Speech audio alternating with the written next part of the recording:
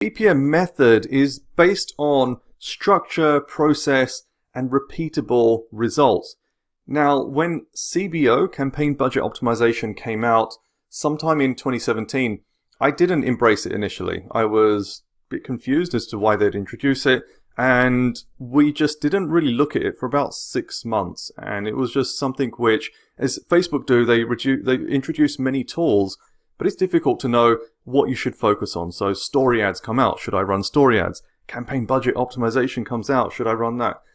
And it wasn't something we touched until we had a bit more time to start playing around with testing. It was introduced as a way of taking out some of the stress and burden of managing multiple budgets across multiple ad sets. So some people, like myself, said at the time, I like that control, I want to be in control, things work for me. Now, if I kind of look at where CBO has taken us right now in terms of the ad accounts we run and essentially the BPM method, CBO has become a central part of everything we do. There are some key things that it introduces, but I think that a lot of people don't really understand how to use it, and therefore they either avoid it or they hate it. Now for me, CBO brings 5 key things. Number 1 is stability. Because of the machine learning inside of CBO, if you learn how the algorithm works, and we've talked a lot about the algorithm in the BPM method, and you understand all the inputs of creating stability, which is a big part of the BPM method, then you'll be able to use CBO to your advantage. So CBO is not just a way of firing up a campaign with lots of ad sets and lots of ads and just hoping that it works. It just does not work that way. You have to have the inputs in place to be able to get that performance. CBO also gives us better structure. So the way that we actually manage our different types of audiences, our audience sizes, it fits in and fitted in perfectly to everything we do. The 4-funnel system, the way we set up different audiences from lookalikes, interests, etc. But the other thing that it really brings is efficiency. And we've run many tests where we've tried campaign budget optimization versus ad set budgets, for example. Right back in 2018, we were testing this quite a lot.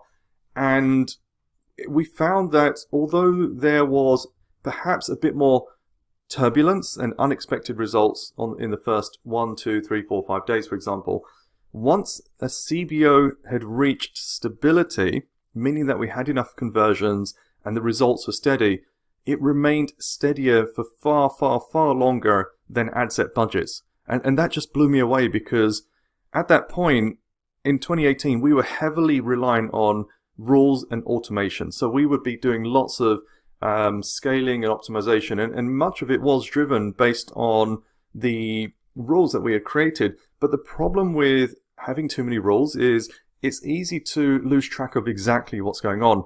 And CBO introduced a level of efficiency that even to this date, we don't use, a 1/10 of the rules that we used to, because CBO manages a lot of that decision making, and that comes through the intelligence of the CBO engine. Now, I don't know what that code looks like inside, but I'm pretty sure it's a complex beast, because what it does is you're not just literally lifting your budgets from ad sets to your campaign level, you're also giving that campaign visibility on far more than it had at the ad set level. So if you have a $500 budget at the campaign level and 5 ad sets, that campaign now manages 5 ad sets. It doesn't manage $100 per ad set. It manages 5 ad sets and tries to get you the best results. And that's a key part of what Facebook are trying to introduce and get people to understand with CBO. And this is why we appreciate it so much.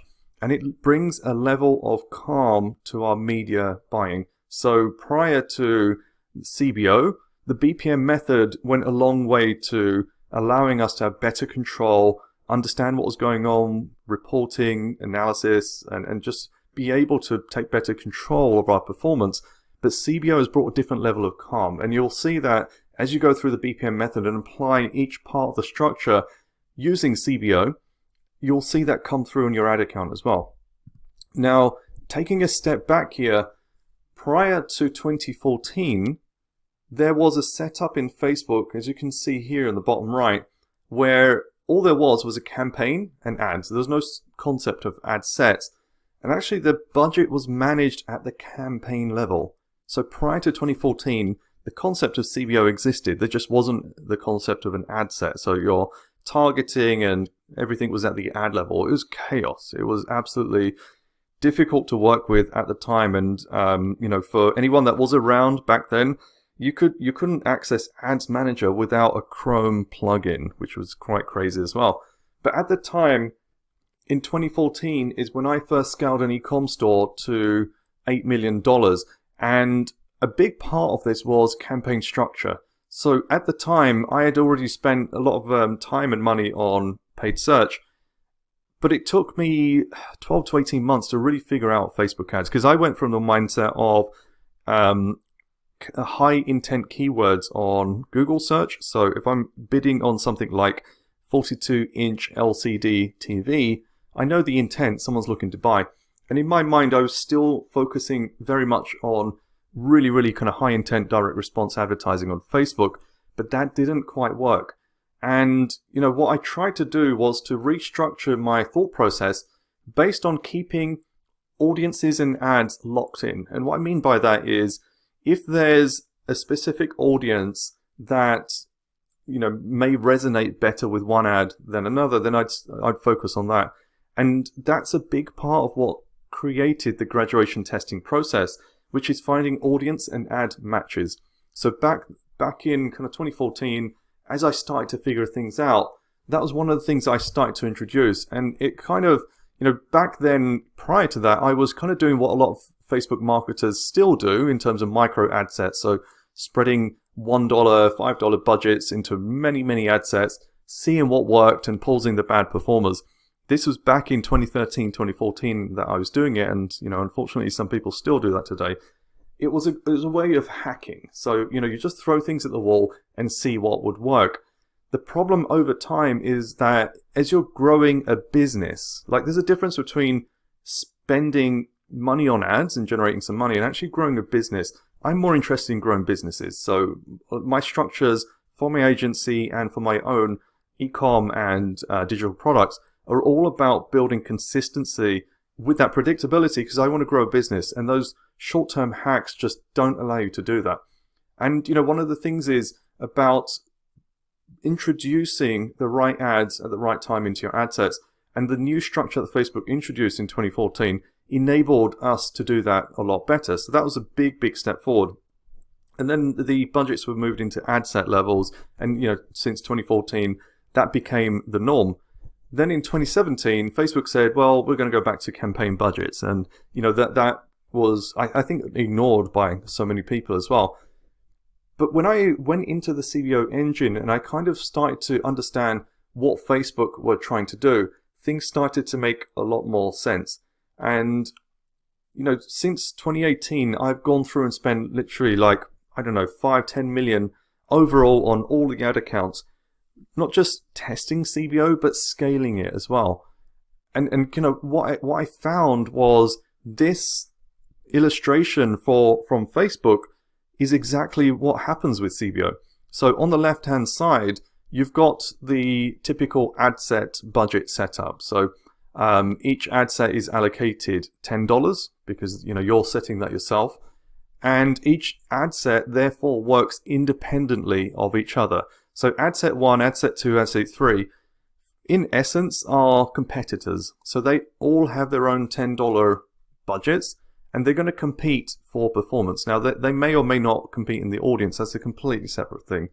But as far as your budget and your spend goes, all three ad sets are working independently to try and get you the best performance. The campaign level has no control over that. So it's just kind of passive in terms of just being a container. So ad set 1 in this example has spent $10 and generated 3 conversions. Ad set 2 has spent $10 also and generated 5 conversions, and ad set 3 has spent $10, generated 2 conversions. So overall, you've spent $30 and got 10 conversions. So, that's okay, but the problem here, and the problem that Facebook tried to solve is, what would happen if we took that same $30, but let us decide how to spend it and get you the best performance. So on the right-hand side, same budget of $30 is now set at the campaign level, and the campaign is now monitoring each of the ad sets. So it's like introducing a new manager where previously your kind of 3 members of the team were all doing their own separate media buying. Now the manager is saying to each of the 3 different media buyers, show me good performance and I'll give you the budget to spend. So the manager in this case, the campaign budget optimized campaign, is saying if your performance is good, I'll give you this budget, and if it's not, I'll move it across somewhere else that will give me a better return. And that's essentially what's happening, and it's happening in real time. So you might look at the ad set based budgets and say, well, I can have rules and automation and I can increase and decrease spend, etc., etc. You absolutely can, but can you do that in real time? Can you do that at the auction level as your ad is getting entered to decide where that spend goes, which ad sets get pushed forward, which ads get pushed forward? You can't. And that's the power of CBO, that is doing things that you can't see. And this is also one of the challenges with CBO, is of understanding what's going on in the background, because sometimes it feels like CBO's not doing what you want it to do, but it's actually testing and optimizing far more than you can see as well. So in the example on the right, you can see the spend levels for the 3 different ad sets are very different, but ad set 2 has actually generated far more conversions and has taken the bulk of the budget. And actually overall, you now have 15 conversions instead of 10. So it's the same spend, but you've actually got more conversions. So you might kind of look at that and say, yeah, that's all fine in theory. We said the same until we tested it and we saw exactly what Facebook were describing. So in this example here, we ran a campaign with 3 audiences. The 3 audiences were exactly the same. So, it wasn't as if any of the audiences or the ads were going to have any kind of difference on performance. Exactly the same audiences, setup, configuration, exactly the same ads running in each as well. And we ran this for, I think, about maybe a week. And what we wanted to do with this was to kind of find out what would happen if we just let it run. Like, this is one of the things that Facebook will tell you to do, is to just run the budget and monitor the results. And actually what came back was, initially there was a challenge around the data. So the first kind of day wasn't so good. Second day it started to get better. And then actually what we found was that the campaign performance overall at the campaign level, we were getting a $35, $36 cost per acquisition. And for us, that was well within our target. But interestingly, at the ad set level, and I think we were spending maybe $250, $300 a day. At the ad set level, the spend was being managed based on performance. And as you can see from the highlight here, the ad set that had the best CPA was also getting the most spend. The ad set with the worst CPA was getting the lowest spend. And then you can see the one in between that. And that was perfect. That was a big moment for me to kind of realize, yes, this CBO thing is actually doing exactly what it should be doing. And that built up a ton of confidence to kind of spread this out and go wider. This is about giving up some control to Facebook. I know some of you will be listening to this and looking at the material on CBO and saying, I don't want to give up that control. I don't trust Facebook to do that. But if you understand, and we'll go through in the next few screens on the inputs into CBO and actually how to make that work for you, it will give you the return you're looking for in terms of taking away some of the stress on the kind of day-to-day management of CBO and allow you to get that stability and the calm that you want from it as well. Because essentially CBO is about, for me, it's about taking out the stress of the day-to-day and allowing you to spend more time, as per the whole BPM method program, on your ad campaigns. And this example here is looking at the 4-funnel system, and this is kind of how our CBO campaigns generally look. We have our 4 funnels, we have our 4-funnel parts, we have our budgets set at the highest level, and to an extent, with some kind of general control, we let CBO run its budget, and we let that performance come in. Some of you will be running on small budgets. Now, when you look at CBO And some of the case studies out there, a lot of people have spent big money and made it work. CBO absolutely works better with bigger spends. However, one of the triggers back in 2018 that got me to look into CBO was actually reading a case study from Facebook on a small business out in South America, I think it was, that implemented CBO and had huge success. They weren't spending a lot. I think it was like $250 a day. But they switched their optimization from 7-day click to 1-day click, and they saw massive improvement in results. So if you've read any of my material on CBO or heard me talk about CBO, generally I will always favor a 1-day click, and it depends on the average order value of the item and how long it takes people to buy. But that one change, when we implemented it, we saw the same result. And that's one of the things about the small CBO budgets is get the configuration right, and it can work. So firstly, one of the options around, if you really want to run CBO in the same way as ad set budgets, is you to have a single campaign with a single ad set. For all intents and purposes, it's the same as running your budgets at the ad set level. The downside is that the CBO engine cannot, I think, cope with not having enough variables. So if you're just running the one ad set, then generally it doesn't perform as well. And as you saw in the previous example, if all you've got is one ad set, then duplicate it at least 2 and ideally 3 times. We do this often. When we find a winning audience, if all we've got is that one winning audience, we duplicate it 2 or 3 times. And actually Facebook, because of the way the auction works and the way the kind of buckets work within the different audiences and how your ads drop into different parts of the auction, and that starts to build up the data at the ad set level, just simply duplicating that single ad set in your campaign 2 or 3 times, even if that's all you've got, can make a big difference on performance as well. The second part of small budget consideration is spend versus time. So if you don't have a big budget, so you're spending $50 a day, for example, it's going to take you longer for stability and to get the results you want. So if that's the case, then the next part is minimizing variables. So you cannot run a CBO at $50 a day with 5 ad sets and 5 ads running, because that's 25 variables. So the 5 ad sets and the 5 ads, plus all the variables of age and gender and everything else within that, your $50 won't go far. It'll probably take you a whole month to get significant results. So what do? You reduce the variables. You might run 2 ad sets. You might run 2 ads in each. Therefore, your variables are down to 4 in terms of ad sets and ads. So that's how I would balance out the smaller budgets.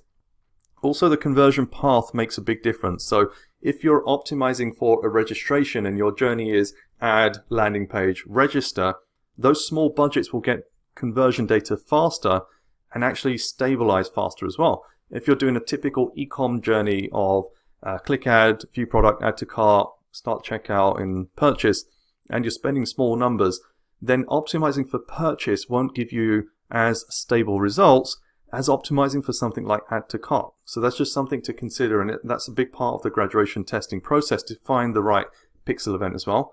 Use min and max budgets, so you can set minimum spend and maximum spend limits at the ad set level, which for smaller budgets can be a bit more useful as well. And then you've also got lifetime budgets. Now, the next screen I'm going to show is actually showing you how lifetime budgets work for smaller spend campaigns as well. And then final part is the BPM method. Like, you absolutely need to have a process in place to fill your CBOs with good quality audiences, ads, and pixel data to give you stability as well. So talking about small spend CBOs, this is an account that we are running, and what this account is, if you look at the stats on this account, there's 4 months of data there. So month 1 was a spend of $900. That was, I believe, about $30 a day, give or take. We took that $30 a day and generated a ROAS of 2.74, which for them was just slightly off target. We were aiming for 3, but 2.74 return on ad spend with a $30 a day spend was pretty good.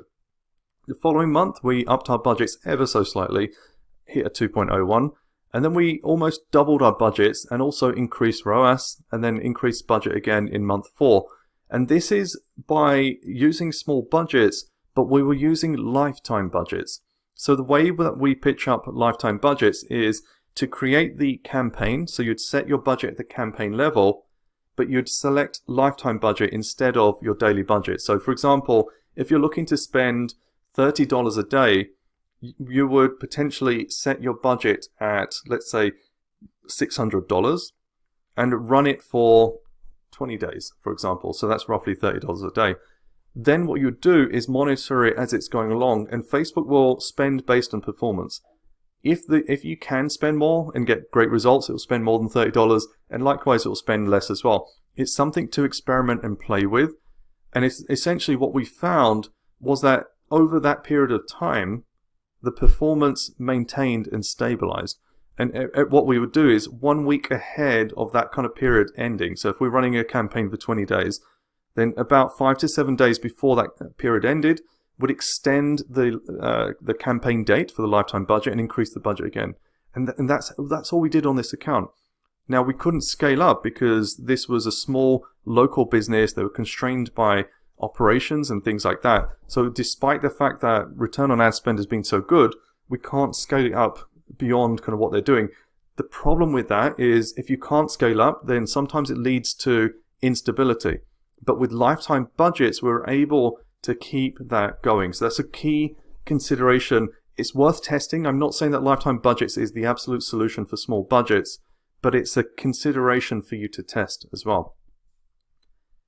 The other part of CBO, so once you've understood CBO and you've set up your campaigns, one thing to kind of think about is what Facebook are trying to do, which I agree with, is to move people away from spending so much time in Ads Manager and media buying and spend more time on your customer experience and your advertising. So the ABCD formula is based on creating a perfect balance within your ad account. So for example, auto placements and bidding, big audiences, CBO, and dynamic content optimization. So in one of the other videos, as you'll see, we ran dynamic content optimized ads for our top of funnel cold audiences on broad, using auto placements and auto bidding. And that beat everything. That beat our lookalikes, our interests. We even did manual bidding testing as well. And it beat all of those out because we went through the structure of setting up the BPM method. We primed the pixel really well with our graduation testing and our optimization and everything else that went into it, to the extent that the top performing campaign actually didn't need us at all. Like we set it up with it was a broad campaign, auto placements, auto bidding, CBO setup, and dynamic content optimization, which meant that Facebook was doing all the hard work for us. Like, it was insane to look at this and come from a background of performance marketing and media buying to give that control to Facebook, but it can absolutely work, and you'll see that through this program as well. So then if you now tailor the setup and add the BPM method to the ABCD formula, what does that look like? Well, it's actually the perfect balance in terms of your campaign structure combined with a perfect advertising system. So this is a big thing about why the BPM method and CBO is so married, is because what I want for you is to take out the stress and anxiety of running your day-to-day ads. Obviously, there's a big effort that you're going to be putting in now, but combined with CBO and everything else that we're taking you through in the BPM method, it brings that stability and structure to enable you to take a step back. So this is perfect for big audiences. So you might look at that and say, well, what about small audiences? Well, there's a solution for that as well. The ACDS formula, aka the DCO, DPA Infinity Retargeting Strategy, which you'll see in the optimization section. DCO, Dynamic Content Optimized Ads. DPA are the Dynamic Product Ads. And what that allows you to do is for smaller audiences, so for me, the warm and hot audiences, when you've got this set up with small audience windows, just like a waterfall, the audiences keep pouring in and they refresh. So if you're retargeting people using a dynamic product ad over 7 days after their site visit, then every 7 days that audience refreshes. In fact, every day it refreshes. And once you've got your ads and your messages dialed in and your optimizations, it literally becomes a set and forget. And you'll see that in the kind of retargeting strategies. So just to kind of recap on the CBO setup, there's 10 keys to CBO success. Number one is time, spend, and patience. If you have high budgets, you can accelerate your results. If you don't have high budgets, then it's going to take you longer to get your results, but you need to work on stability with the fewer variables.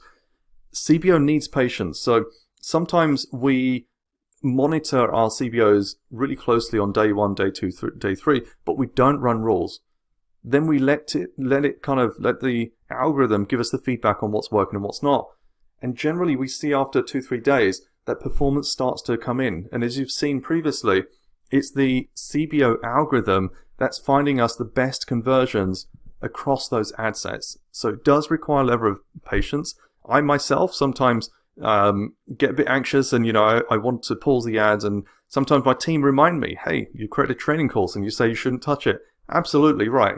Follow the process. And it's hard for sometimes the best of us to follow that same process. But the process exists, especially for us, because we test it. We test everything thoroughly before you guys see anything. So for everything that I'm sharing with you, we probably tested 50 or 100 things that didn't work as well. But the things that work are strictly down to process. You follow the process and they work. Higher budgets give you faster stability, but higher spend gives you higher stability. And what I mean by that is, if you're spending $1,000 a day in your campaign, obviously you get stability faster if things are performing well.